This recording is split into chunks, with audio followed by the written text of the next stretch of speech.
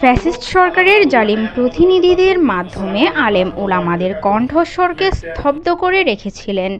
৫ই আগস্ট ছাত্র জনতার আন্দোলনের মাধ্যমে আলেম ওলামা ও ইসলামের চিরদুশমন এক স্বৈরাচারীর বিদায় ঘণ্টা বেজেছে।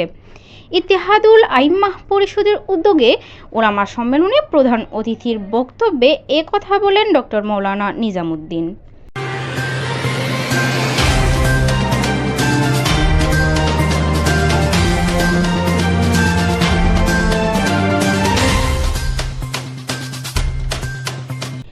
সাতকানিয়া কালিশাইল রাসুলাবাদ ইসলামিয়া ফাজিল ডিগ্রি মাদ্রাসার অডিটোরিয়ামে ইমাম, খতিব ও আলেমদের নিয়ে কোরআন সুন্নাহ ভিত্তিক উলামা আন্দোলনের আয়োজন করা হয়েছে।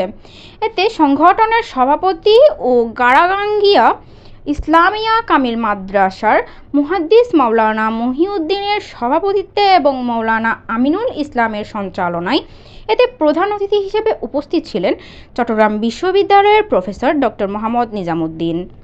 আরও বক্তব্য রাখেন রাসুলাবাদ ইসলামিয়া ফাজিল ডিগ্রি মাদ্রাসার ভারপ্রাপ্ত অধ্যক্ষ অধ্যাপক তাজুল ইসলাম, মাওলানা আনোয়ার হোসেন, মাওলানা শফিকুর রহমান, মাওলানা আবু তৈয়ব, মাওলানা হাফেজ কারি মুজিবুল হক, মাওলানা আবু সালেহ, মোহাম্মদ বেলাল, মাওলানা আবুল কালাম, মাওলানা উমর ফারুক সহ প্রমুখ।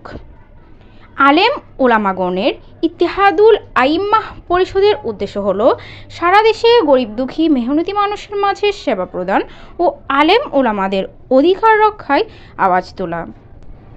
নিউজ ডেস্ক, দেশ চিন্তা চ্যানেল।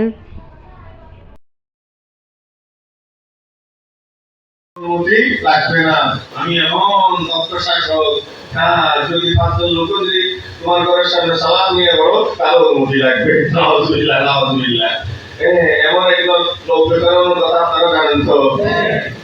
এখন মনে আমেরিকা যেমন কেউ জানে না। এটা হচ্ছে লোকবেকার, কিন্তু দুর্ভাগ্য হলো যে এটা হচ্ছে আলেম সমাজের কলঙ্ক। এমন এক মহা বড় বিষয় হয়ে গেছে, এই শুধু আলেম সুরা একটা বড় ইউজ তো নিজে দিয়ে হয় নাই, সাদাবাজি তার বউকে ব্যবহার করছে। হ্যাঁ, শুধু বউকে সাদাবাজি না, যুব ছেলেদের আকৃষ্ট করার জন্য বিশাল বিশাল ছবি ব্যবহার করছে। কারণ এটা মরে গিয়ে এই চোখের জায়গাতে বাবাকে বাবারও বড় কঠিন ছিল। আল্লাহ সব মলমদের অভিশপ্তদের জীবনে থেকে আমাদের শিক্ষা নেওয়ার অভিযান করো। তখন বৌদ্ধর কাছ থেকে পড়ার সুযোগ পেয়েছে সুন্নতে হাকিমিয়া কামিল মাদ্রাসায়। আমরা তখন পর্যন্ত বিগত সন্দেহ থাকতাম।